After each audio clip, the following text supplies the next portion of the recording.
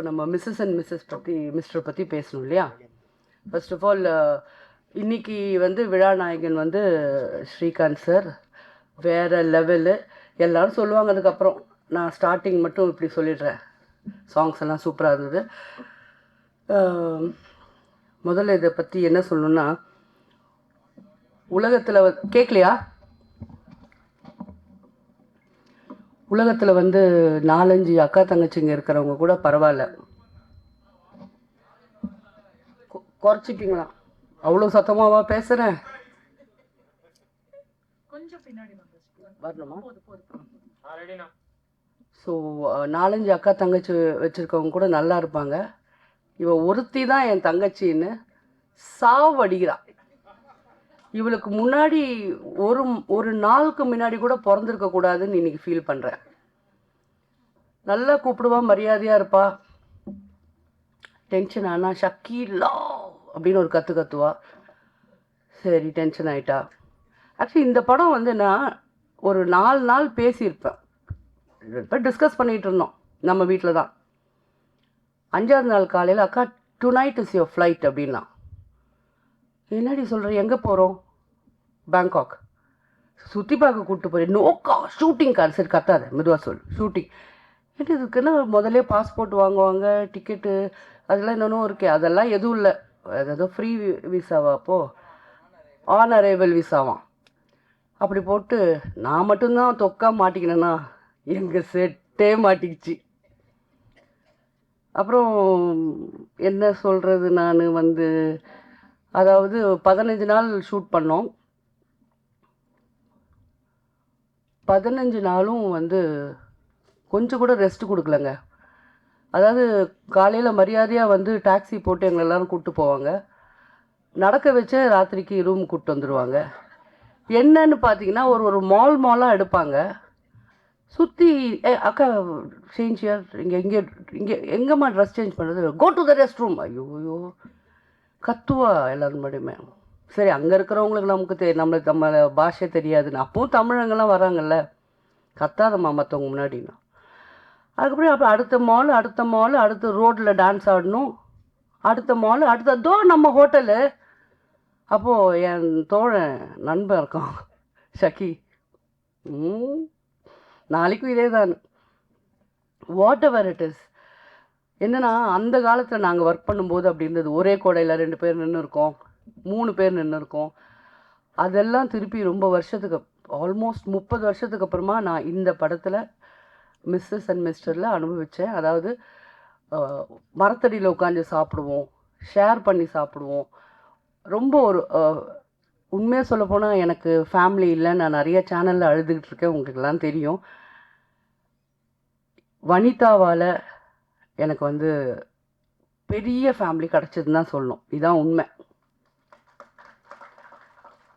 15 நாள் அங்கே பண்ணோம். ஆனால் என்னங்க, ஒரு பொம்பளை எப்படி இந்த ஒரு 15-20 பேர் 20 பேர் டெக்னீஷியனு, 15 ஆர்டிஸ்ட்டு, அப்பா. ஆனால் எங்கள் கூட வந்தவங்கலாம் நல்ல உள்ளங்கள், நல்லா கோஆப்ரேட் பண்ணி ஒர்க் பண்ணாங்க. ஆனால் ஒன்றுங்க, சுற்றி பார்க்குறதுக்கு 2 நாள் தான் டைம்.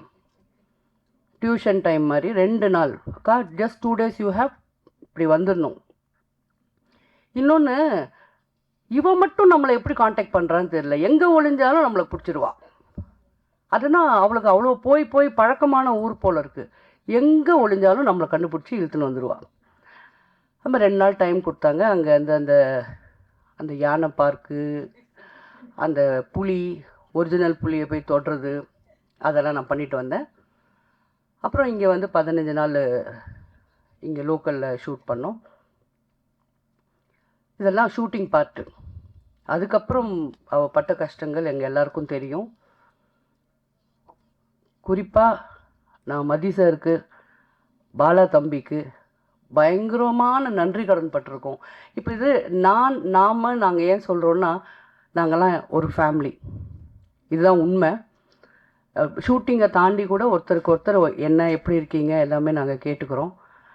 இந்த மாதிரி பேசிக்கிட்டே இருக்கலாம். படம் நல்லா இருக்குது.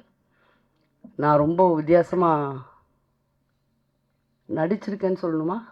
இல்லை, வாழ்ந்திருக்கேன் நான். அப்படி சொல்லிட்டு போட்டோம், அவங்க இஷ்டம் தானே, அவங்க படம். சரிங்க, அதான் உண்மை. படம் ரொம்ப நல்லா வந்திருக்கு. எல்லோரும் தியேட்டரில் வந்து படம் பாருங்கள்.